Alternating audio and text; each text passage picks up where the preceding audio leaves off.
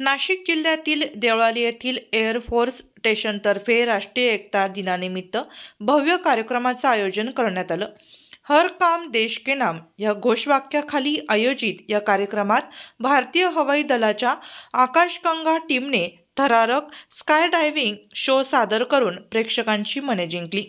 याप्रसंगी आकाशगंगा टीमने आकाशात भारतीय तिरंग्याचे रंग उधळत अविस्मरणीय दृश्य साकारले.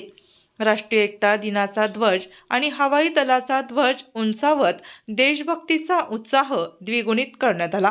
कार्यक्रमाला air commander Manisha Dilalni, air officer commanding air force station Deolali तसेच एअर फोर्स फॅमिली वेलफेअर असोसिएशनच्या अध्यक्षा श्रीमती रेणू दिलालनी उपस्थित होत्या.